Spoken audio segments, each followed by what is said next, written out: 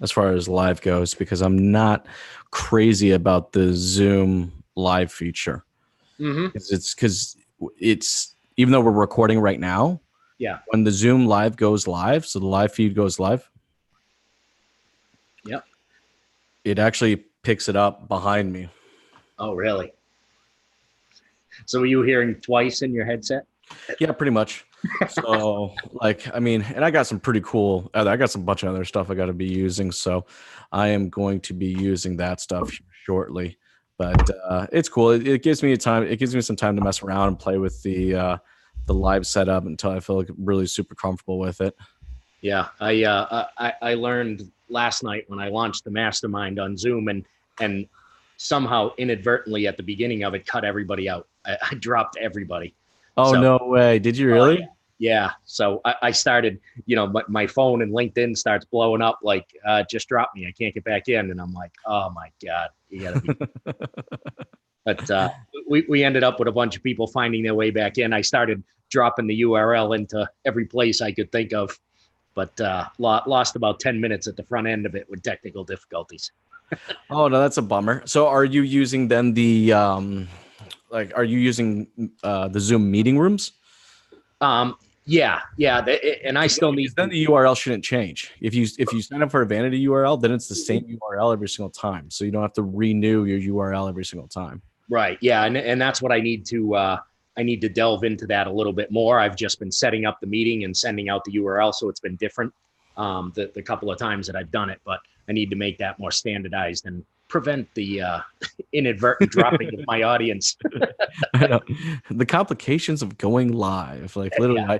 today I'm going to whiteboard an entire live streaming process just so I can physically understand which equipment it goes to, and then which streaming service it goes to, and then which editing software it's being sent to. Like it's a project in itself. Anyways, we are live right now, so I guess we'll just go ahead and start this bad boy. And I actually think that's a great place for us to start. Is actually I would like to jam a little bit about your mastermind meeting the other night. But first, before we get into that, David, I want to take the moment to just say thank you for coming on and jamming with me today, man. I really appreciate your time. And for everybody out there that don't know who you are, if you can maybe just give us, what is that little introduction that is David Foy, we'll get started there. You bet. Thank you also for having me on here. I greatly appreciate the time that you're spending with me also. For those of you who do not know me, David Foy, on LinkedIn as the Fixed Ops Mastermind. I have been in fixed operations. For those of you who do not know what that is the service parts and body shop side of a dealership operation. Since 1987, I started as a tech with Ford Motor Company, and have slowly worked my way up through the ranks, performing pretty much every job in the dealership that you could on the fixed ops side, to my position now, where I'm a service director and running the Fixed Ops Mastermind on the side to try and promote fixed operations, promote the service side of the business, bring some more people into the business, and just genuinely have a passion for this business. And it sometimes gets a bad rap on both the sales and the service side, but it really is a great industry that was in a way ahead of its time, with college not necessarily being something that you really needed to be successful in this business. Yep. And now the times have caught up with us where people are realizing college is not always needed. And we just need to bring some more great people into this business, keep it thriving. And David, what I've always kind of, appreciated about you is that you're an actual practitioner. You're not just out there talking for the sake of talking, you actually do what you're talking about. So I think that's really important that, when people are out there and they're choosing who to listen to and who to follow and stuff like that, you're definitely a guy that I would recommend to follow, simply because you're actually doing what you're preaching for a change. That's actually pretty different, right? Yeah, it's I'm walking in those shoes every day. I know, right? So, hey, give me the rundown. Like, how did it go the other night? What were some of the topics? What was really hot? What was everybody's kind of temperature? Yeah, so we went into last night with an actual theme of the night, which was time management. Okay, cool.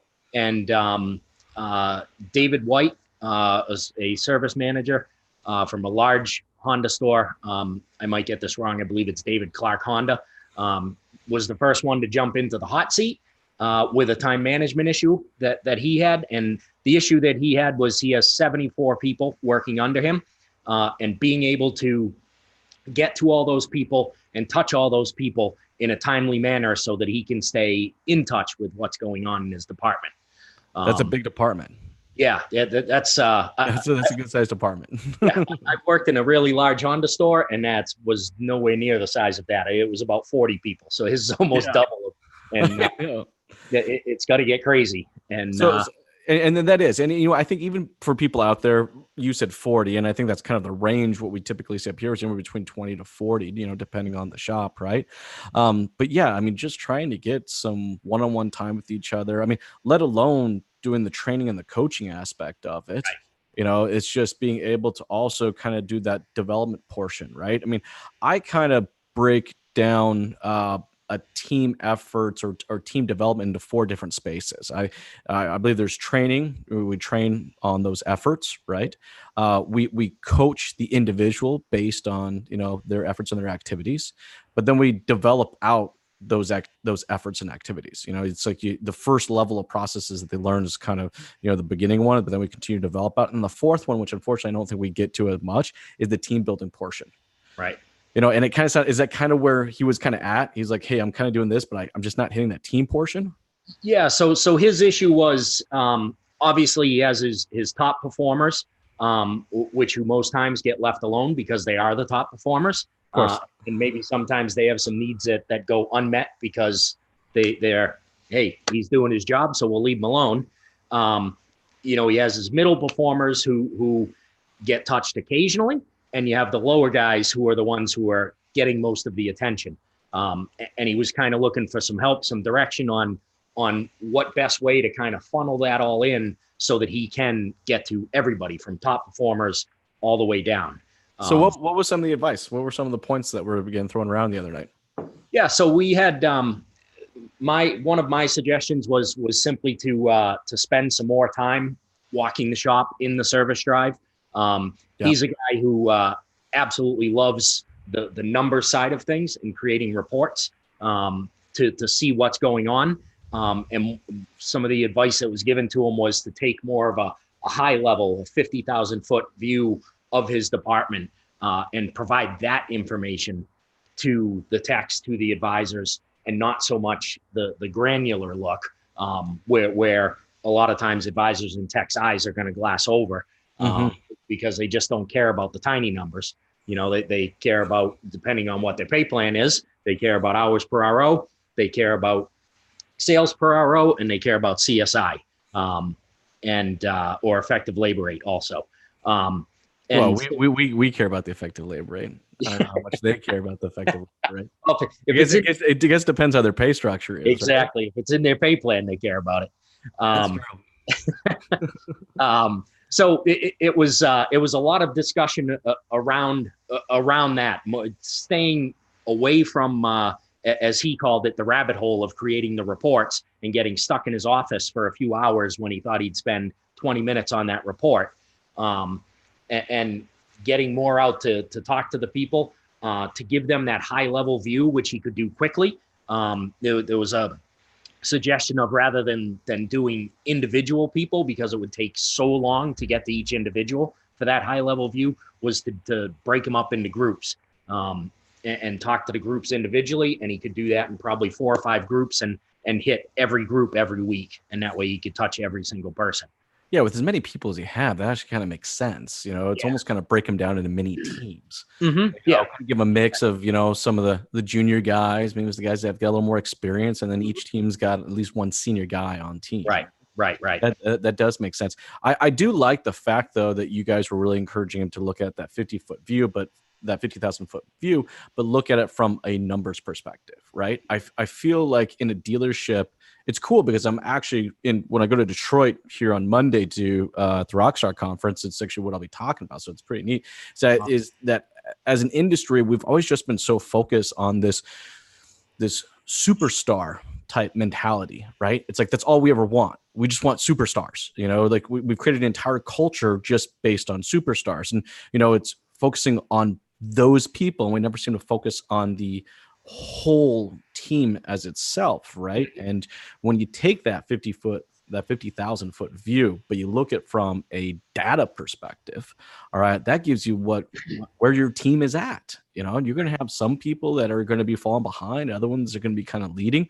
But I think you kind of collectively work as a team, not necessarily he maybe takes all responsibility of that, but it's like you're going to have some guys there that might be mid-level guys, but their ability to work with others is quite high.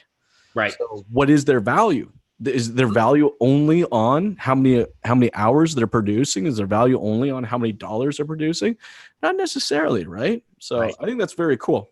Yeah, there's certainly a lot of intangibles that you need to be aware of with your team, and that's part of being connected to that team, right? Is understanding that he might be a 45-hour a guy week, but maybe he's the guy who's really helping the 30-hour a guy week come up to a 40-hour a guy week, increasing his value that way.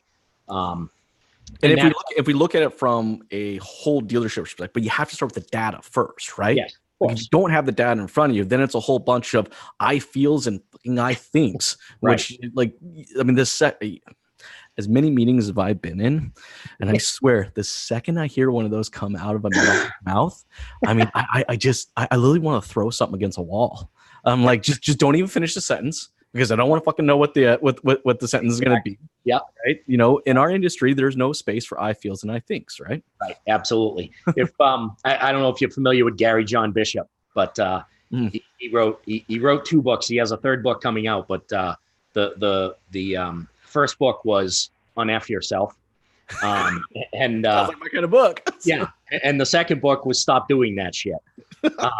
And they're both excellent books. Yeah. But the second one, he talks about just that, like the feeling and how you will, you'll justify something by, I don't get a good feeling from that person. And you have no data to back that up, to that point.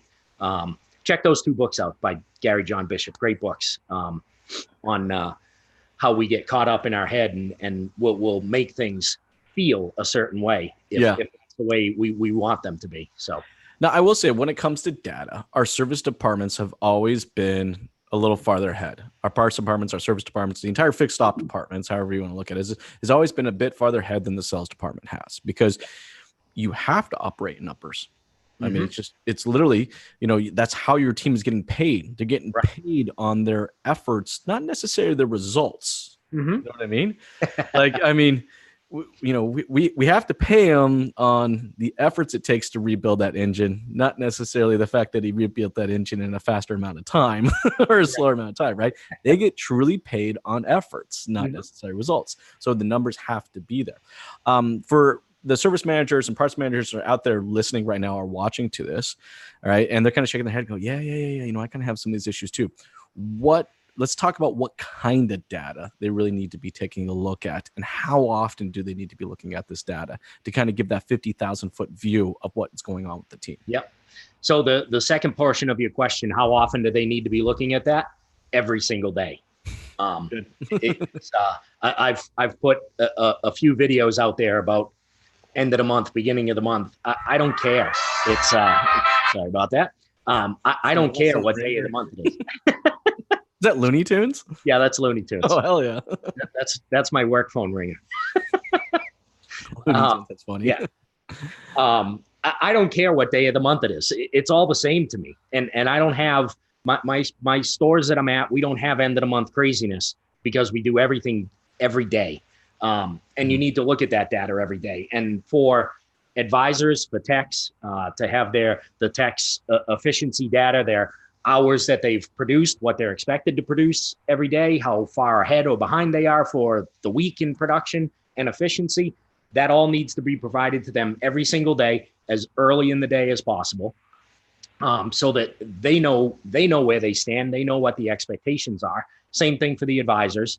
I have in my office, the window that's to the left of me goes into my dispatch area. And on the backside, on the dispatch area, it's kind of the super highway through from the advisors out to the shop.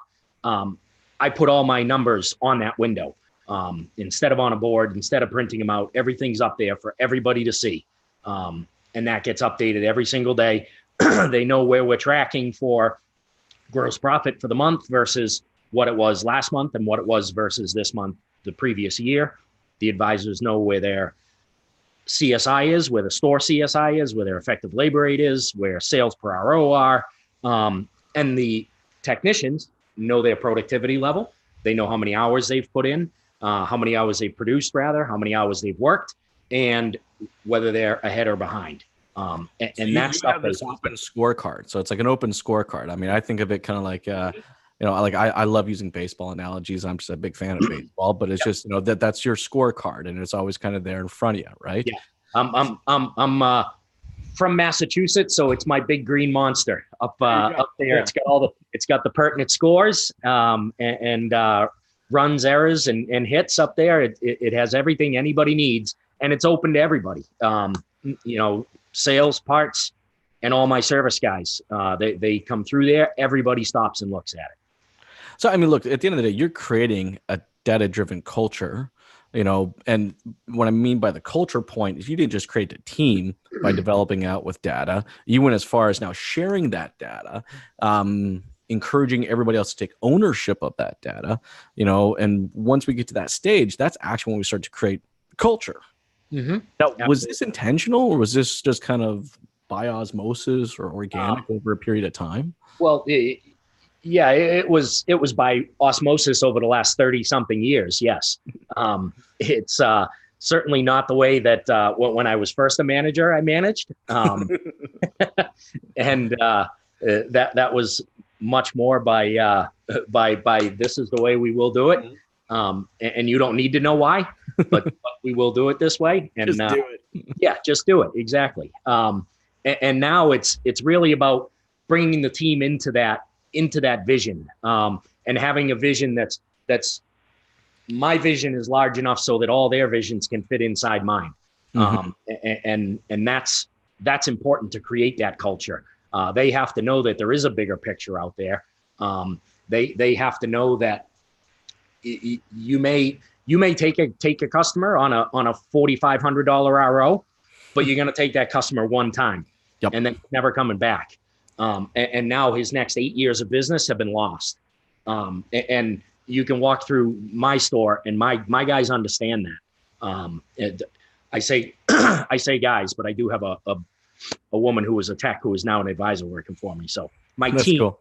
Your team, my team understands that. They understand that it's a long-term game, and we're not about just killing a number for one day. Yeah. So, I mean, look, you're measuring out their efforts, identifying their results. And I'm also assuming you're probably putting your retention numbers up there as well. So how everything kind of correlates along with each other, because I've seen where people really focus on the efforts. All right. Even more so focused on the results. And then to your point, that's where their retention actually started to hinder. I think what it is like they seem to get maybe two parts and then forget how it can affect the third part, the most important part, the retention part being affected, right? I was at a dealership the other day and they were boasting, on how high their dollars were per work order. And they were high. I mean, it was high, right? Yeah. But I'm like, yeah, I get it. You're excited, stuff like that. But, you've been at this now for 9 months. And sure enough, started looking at the retention numbers, which is not a number that they were looking at on a regular basis. And it was slow, not huge yet, not huge. Because again, we were only 9 months into it, right? But it did start to slowly dip. So I think it's always kind of these balancing plates, right? Yeah, it's very true to go back to a sports analogy. If you look at football, it's run, pass, right? Run, pass. You're always setting up your pass with some runs. And you're setting up your retention by doing the right thing by the customer. And this is, after all is said and done, we're in a customer service business, and these customers just happen to bring cars to us. And it's about taking care of those customers that is going to help your retention. And you're going to help your retention by doing the right thing for them, which is not taking them for a $4,500 RO. Maybe the car needs all of that, but there's a reason you're called a service advisor and not an order taker or a thief. And that's so you can advise the customer on what needs to be done. Well, what do you have to do right now to make your car safe? That's a great point. Actually, we need to bring more advising back into the advisor role, right?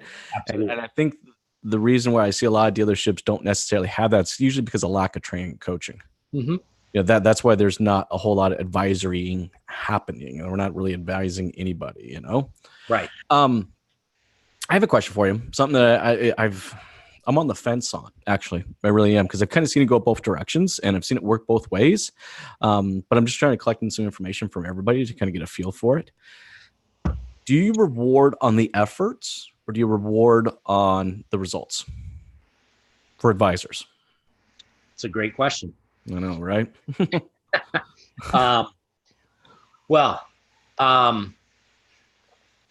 I guess I have a two-part answer on that. You don't get results without your efforts. So, yes, they are rewarded on their results, which are their numbers, which is what their pay plan is based on. But I have elements in their pay plan that are affected by the team numbers, so that there is a reason why when customer A comes in and they dealt with advisor C, that advisor B will help that customer if advisor C is not available. And it's not just hey, sorry, John wrote that up, I'm not touching that guy. But because their pay plans are tied to a team effort also. Yeah, see, that's the problem I always kind of run into, right? When I work with a lot of these teams, we're structuring them out. It's this, well, it's not my job syndrome. It's like, no, if someone else opened the work order, I'm not touching that thing. I mean, who knows where that thing's been? I mean, I don't know, I mean, John opened it. I'm not gonna right. And look, I'm not gonna pretend that I work at Utopia Nissan. There's still some of that goes on. And obviously you have some advisors more than others who are really good at putting their stuff down on a repair order so that anybody can pick it up and know what happens. I always try to teach them, pretend you got run over by a bus today.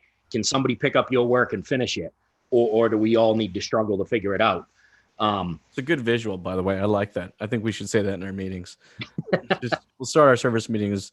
If you get run over by a bus today, all right, can someone still do your job? Yeah, that's exactly. awesome. I love it. And it's important to have all the information available. And certainly we do have that when it comes up where you're like, oh man, I have no idea what he quoted this guy. I have no idea what we're supposed to do with that.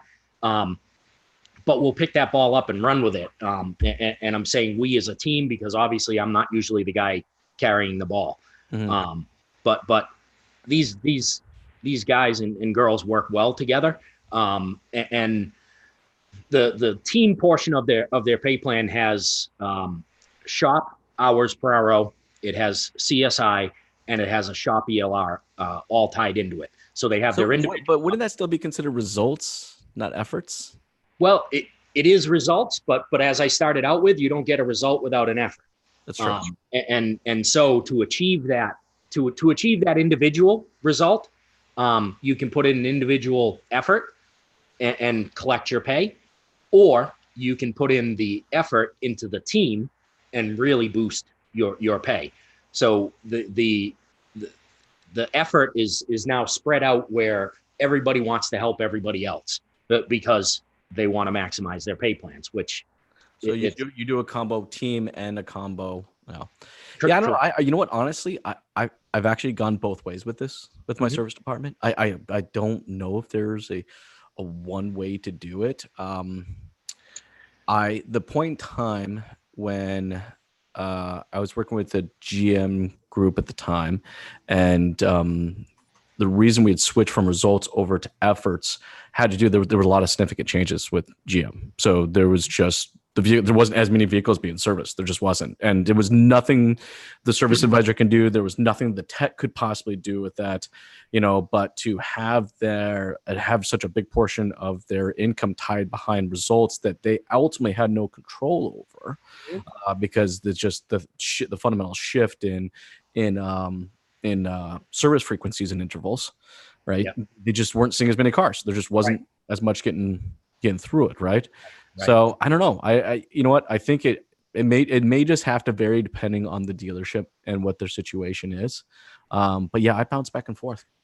Yeah, and if I take that out into the shop, where it's probably a little more difficult to work that team effort pay plan in there. Yes. In Massachusetts, a lot of times my hands are tied with what we can do with pay plans for technicians. Flat rate is pretty ingrained in the system and in the laws. And yes, you can change and move away from the pay plan, but it is so complicated that nobody wants to do it. Sure. And eventually in our industry, I'd love to see us move away from the flat rate system. I think there's certainly some better ways to do things and to measure performance and effort. And I don't know any plumbers or electricians out there that would go into a job and start each day going, yeah, I have no idea how much money I'm going to make. I'm 100% with you. I really struggled, a little bit, when flat rate became really popular, there was a lot of people that were excited about it, but honestly, I kind of felt like those were the ones that were kind of underperforming in the first place. Right. And it's just like, I don't know if flat rate was necessarily the best thing for the consumer either. Right. You know what I mean? Yeah. I think it was a little better. It was a little easier for the dealership to go flat rate, just simply from an accounting perspective. Right. But I don't know if it was necessarily best for the consumer and also best for the tech, because, if I had a tech that could just work faster, what's wrong with them being able to make more money for it? It just, it didn't seem to promote, just good old fashioned hard work and, maybe a little intuitiveness, saying, well, you know what, I know that this job takes, is it's going to take 1.3 hours, but I know that if I do it this way, I can get it done in an hour. Right. Like, yeah. And I think the flat rate system was well intentioned when it was put out there. And it was looked at as a way to get people to boost their productivity on their own because of the chance to make more money. But at this point, I'm a believer that if I have a great tech, I'd love to be able to just say, we're going to pay you X amount each year, tie some metrics to that, obviously, and then maybe some bonus intervals to that.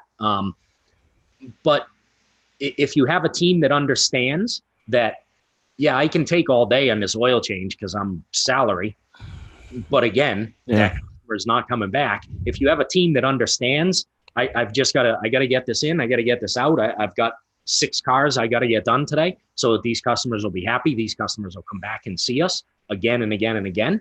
I think if you build that culture and that team, then there's no need for a flat rate system. I think we'll put in the work. What would it look like, in your opinion? What would it look like if we was rewarding our technicians based on their efforts, not necessarily the results? Wow, it's that's a tough question to answer. As I envision a new service department at Utopia Nissan. I like Utopia Nissan, by the way. Is it for sale? I'm interested. Yeah, absolutely. I got that from a service manager I worked with many, many, many years ago. Anytime you complained, he said, "This isn't Utopia Ford." So until you work there, that's the way it is. But how I would envision that, I would see that technicians are paid obviously by their skill levels. They're paid a salaried wage each year, and that there are Similar to an executive. There's metrics that would be tied to that to boost their pay, and get them to different levels. And the wow, there's so much to that. My head's like exploding. Well, I think at the end of the day, what it is that we want our team to go out there and leave everything on the field. Mm-hmm. Right? Sometimes shit just doesn't, snap together. Like it just, we go in with a plan. We really do. Yep. But you go in, you know how it is. You go in, there's 2 things, but there's actually 15 things wrong with the damn project, and it just kind of just starts to grow and get out of control. Right. Mm-hmm. But I think what we're always trying to do is, we know the best teams out there, all right, are really focused on their efforts, meaning that no matter what the results are, they're leaving everything out on the field. Whatever they had in the tank was left out there, right? So I'm always trying to think of how we can kind of incorporate that kind of concept into the dealership, because I really think moving forward, that's ultimately what we're going to have to do, because there's a lot of fundamental changes going on in the service department, right? Or fixed ops department. It really is, right? Even just from a generational thing. Actually, let's talk about that. Let's jump about that for a little bit, all right? Yeah. Look, the next 5 to 10 years, there's going to be some pretty big changes, in the way we staff people and how we staff people, and possibly even the vehicles are going to change enough where the staffing requirements are going to change again. For dealerships out there that are kind of staring down that barrel over the next 5 years, and they're just having a hell of a time finding techs, which I think we all are. No one's not having that problem, Absolutely. Right? What are some of your ideas on how we can kind of address those issues? Yeah, one of them is certainly what we were just talking about, but that's I think a much larger issue than any one of us can solve individually. That's I almost feel like the flat rate system, the only way that's going to get solved is if the OEMs decide to put their government muscle to work, if you will, and get some changes for us there. Other than that, I think it's really just a matter of we've got to, number one, train our leaders who are training our teams. There's too often in this business, and certainly I'm one of those people. I started out and gave you my little elevator pitch bio, and I started as a tech and moved up to the seat I'm in now. I was lucky enough that I had 3 really strong mentors in 3 different areas of the business that helped me develop into the leader that I am now. And some people don't have that.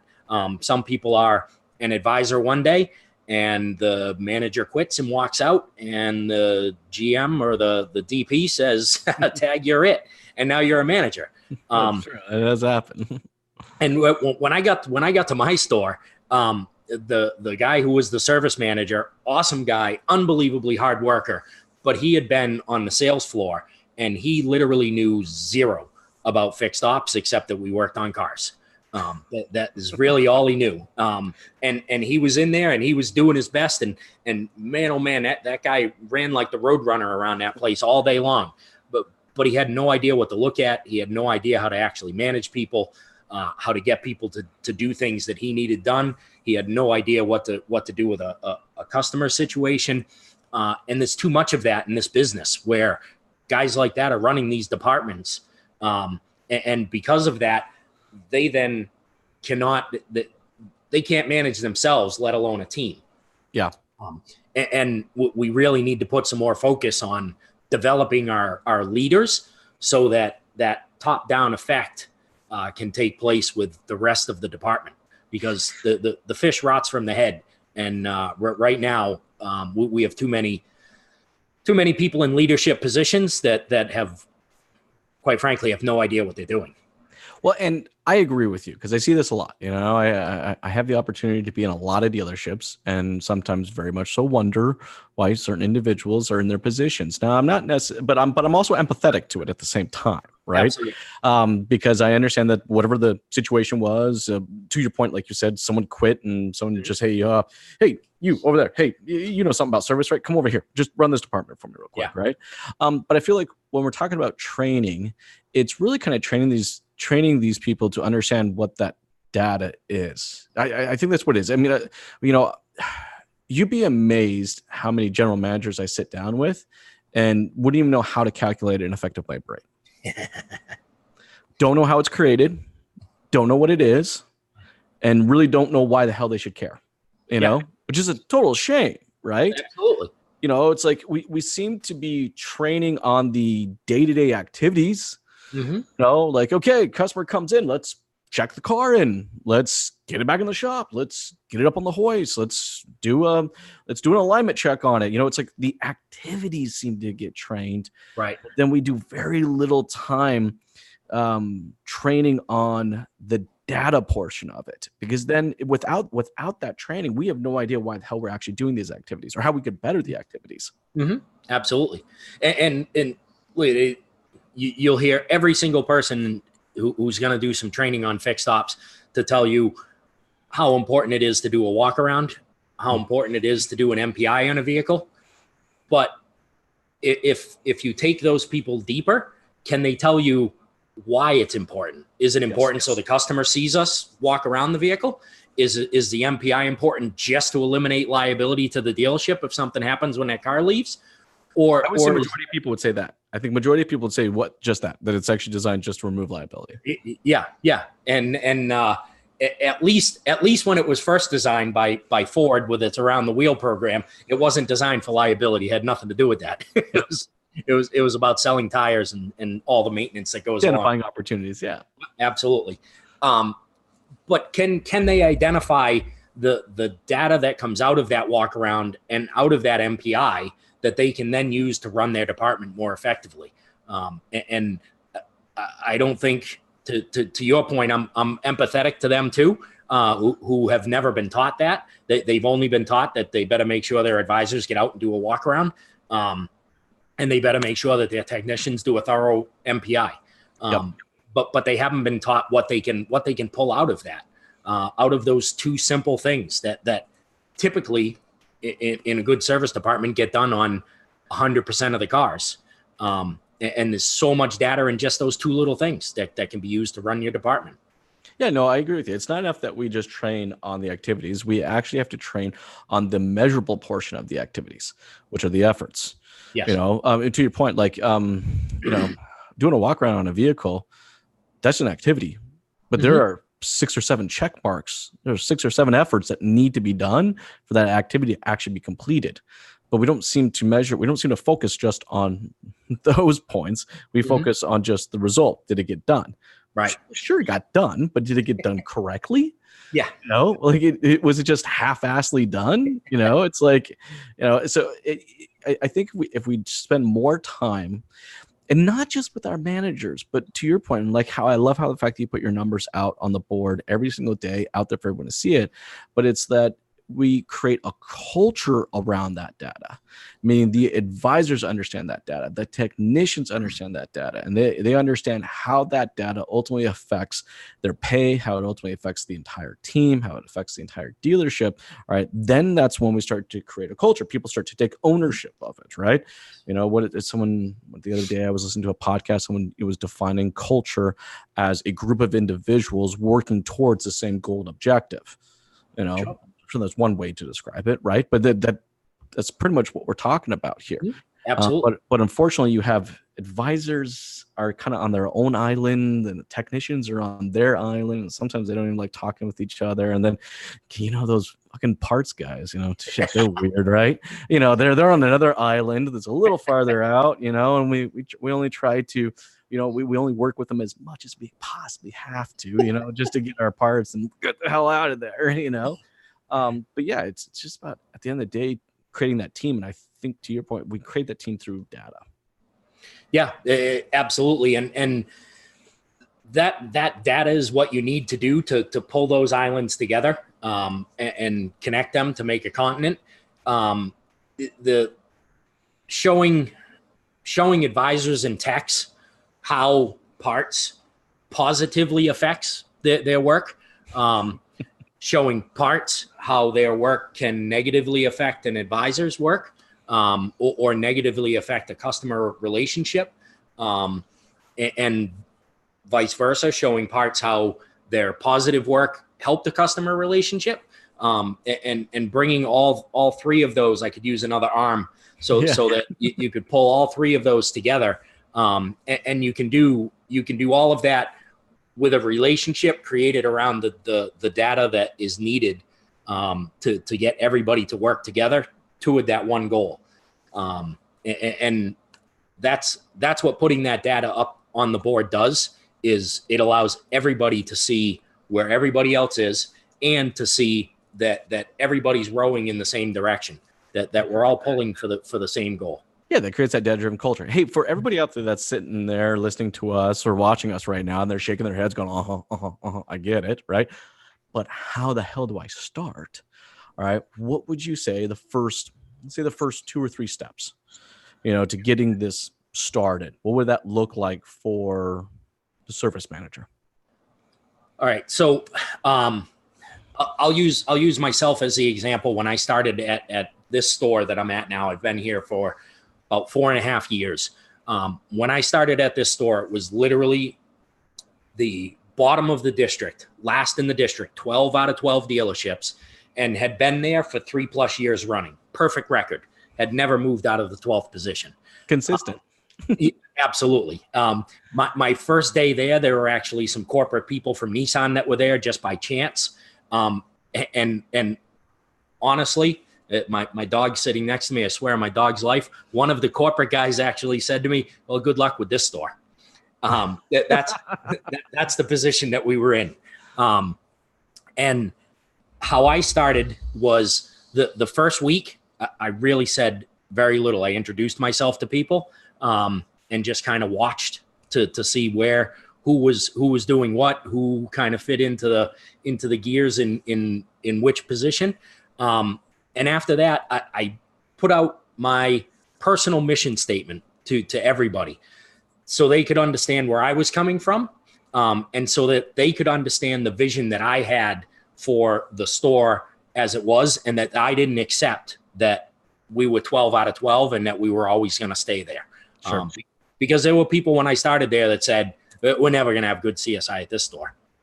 And that's, you can create good CSI at any store. And so that's where I started, was I gave them my personal mission statement. I let them know that I am there as long as they're doing the right thing. I'm there to provide cover fire for them against the higher ups, so that they can perform their job to make the customer happy. Yep. And make money for them, make money for the dealership, and bring that customer back over and over and over again. And that was our number one objective, was that customer comes back to us. Well, and I think the key word there is objective, right? Mm-hmm. I mean, you gave the ship a direction, right? This is the direction we're heading in. Right. Here's my mission statement, I imagine you probably even wrote it down. Absolutely. It was written down. It was written down and handed out to everybody. See, there you go. See, that's accountability, right? The second you wrote that down, all right, the second you handed that out to your staff, all right, now they were going to hold you accountable for ultimately hitting this. I mean, you put yourself out there like, okay, this is the mission statement. This is the direction the ship is heading. This is our objective. Let's start heading that goal. I think that's an amazing first step. And I think, a lot of service departments can start just right there. That is probably the most important step, is just defining what that direction is, what that objective is, writing it down, handing it out to everybody, so that there's some accountability. So then, now once that's done, what would you say the second best step for someone to start with? The second best step is being consistent with that accountability. I like that. I can't put that statement out there and then a week later back off of something, or have something happen and have me not provide the cover fire for my advisor or my tech that I just told them I would. They have to. You can put the mission statement out there, but you've got to get that buy-in, and you get that buy-in by being consistent with your actions. And that's the absolutely hands down the most important second step. Obviously, you've got to have a mission, but from there, once that mission is out there, every other step is going to be built upon you being consistent with following through on what you said you were going to do. Let's talk about consistency, because I love that, right? But I also find that sometimes consistency, the word consistency, it's just used as kind of like a blanket. Well, just be consistent. Come on. fucking fix the problem. Just fucking be consistent, right? But I think what it is I really, for everyone out there that's listening, watching this, what does it actually mean to be consistent? The way I kind of view it is I'm consistent when I'm intentful with my time, right? That creates consistency. Otherwise, we've all been, we've been service managers, right? So it's like you are now, the amount of fires that literally when you walk through the door, all right, there's a stack of them sitting on your desk from the night before, all right? It's like you come in with your fire extinguisher and you're just ready to just put the damn fires out, right? But we have to do it. It is the job, right? We're firefighters. But throughout the day, if that's all we're ever doing, then we're just kind of letting that control us. And then we don't become consistent in our efforts because we're never then intentional with it. How were you intentional with your time to make sure that you were consistent? All right. So we'll put another word next to consistency, and that's empowerment. Okay. I like that. You need to empower your people, to your team, to make decisions that are in the best interest of the customer, secondly of the dealership, and thirdly of themselves.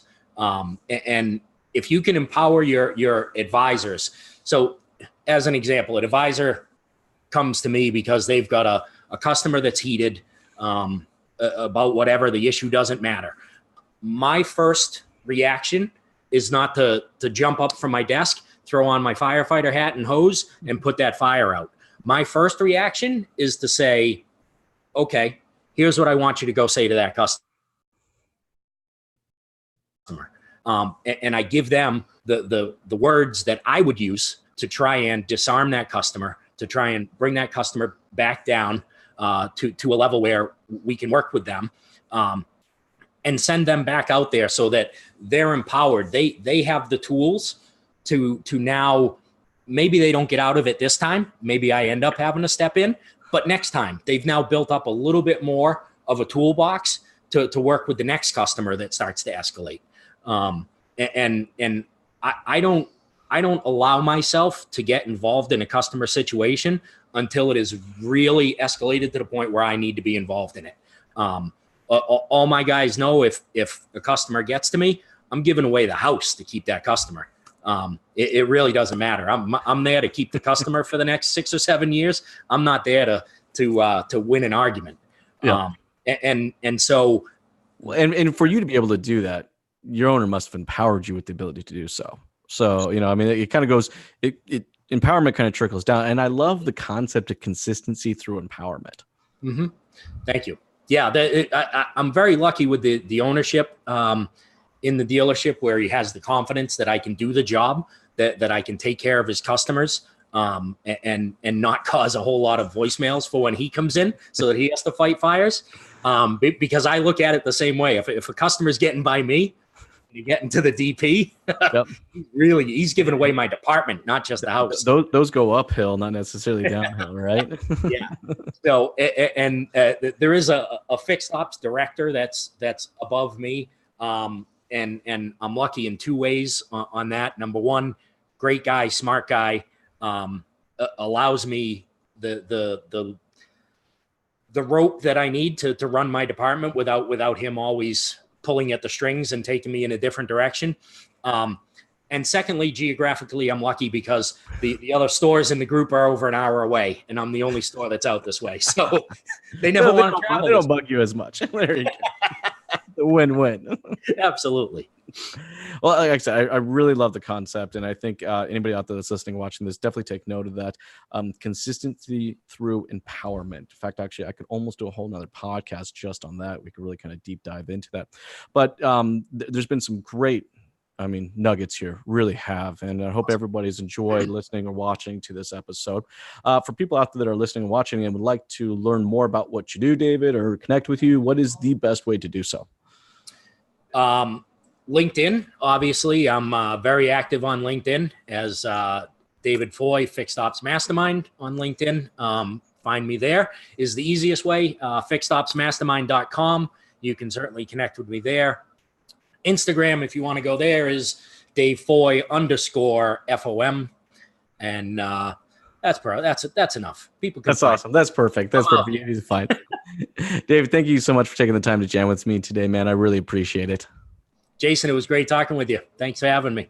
Thank you.